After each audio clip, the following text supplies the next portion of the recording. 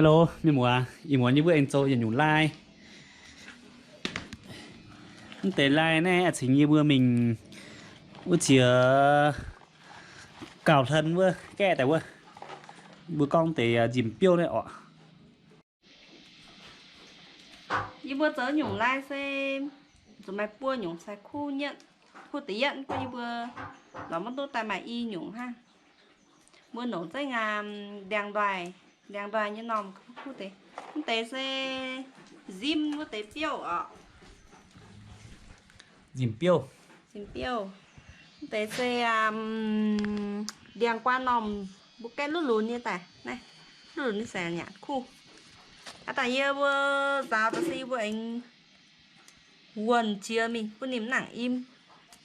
nếu như bữa anh trông tè tế sẽ trông tè rồi tế sẽ cắt tè Tế dìm piêu sơ trông tay. dạ. Tế đèn qua nòm đi. Cắt tay. Cắt vừa chấm múc muộn đi nếu sẽ bữa anh ăn sẽ phần chiêu chao ăn sẽ rau ăn cái này cam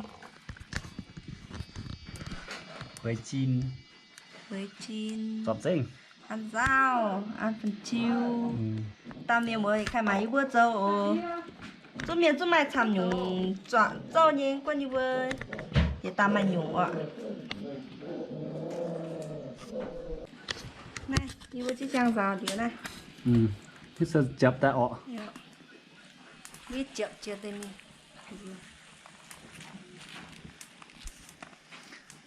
Mà nhủ lại này chỉ kinh mảng tốt khu hả ô. Yếm kèn sổ chia ọ.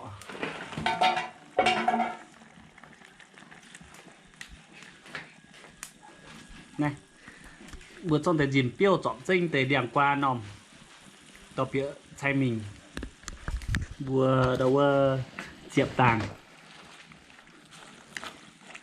con chun này hiện nhung miền mùa yêu việt nam tòng mưa anh mai trở lại châu ọ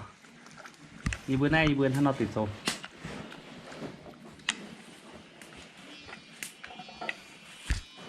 sau đó sẽ tăng một sơ bữa tao mình sau tại trong tại chọn phần chiều rau chọn sơ khu hả ô con chọn rồi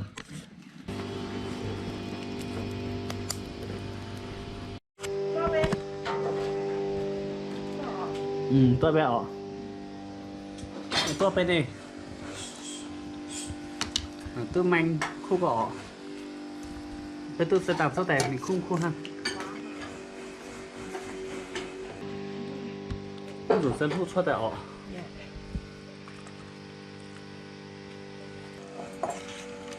แต่เปรี้ยวใส่เบือนโหชดนอกก็ได้จงแต่เราตัดค่ำเลย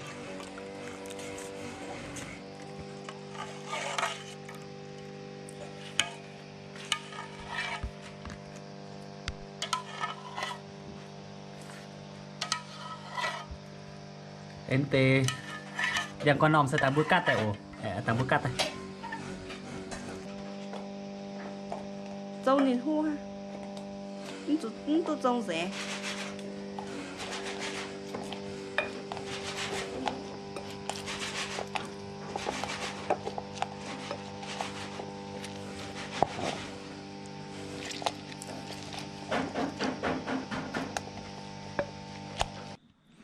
trông hoa tế tua ọ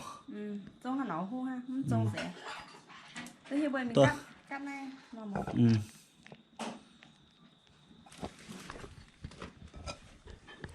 ăn chênh đào rồi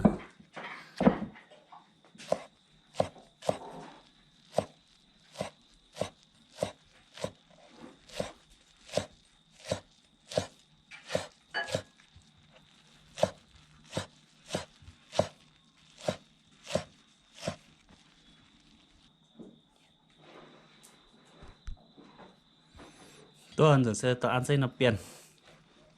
tùy biểnไปọ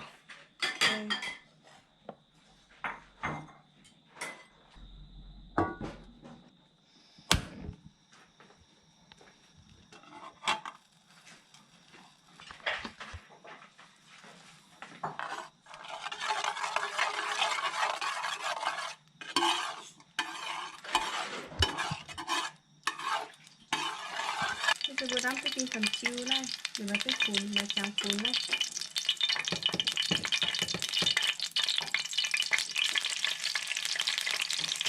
cái nhà cái dạng nó ăn được nhà cái nó ăn cũng cái bán thì bạn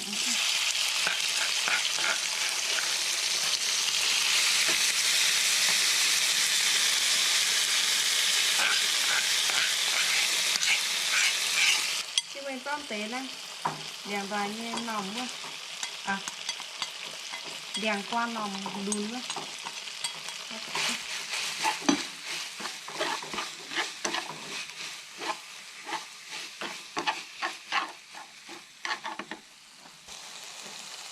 ban tiên răng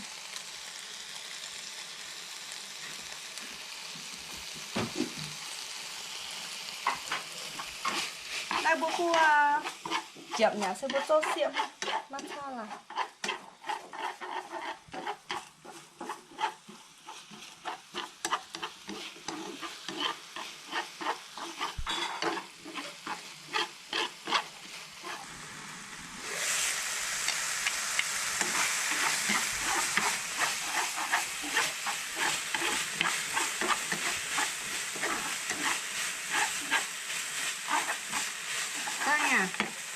đang có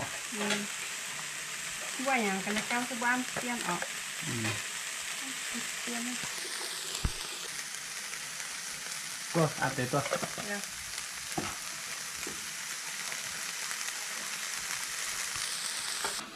tua hay là mà khá anh tôi sao phải vừa phán cánh vừa pe ọ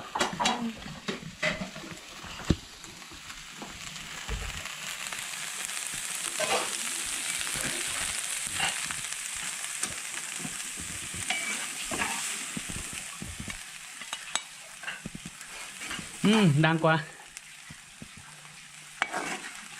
này phải tu một tuổi mấy bữa phải nó trâu ở bữa đây bữa nó tê trâu gì chịu tiết tiền tay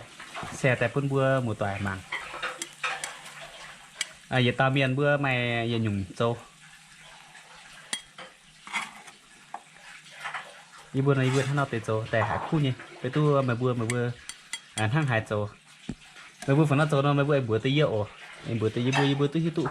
đang qua mình nó khá hay gì nó khó ôm mày nó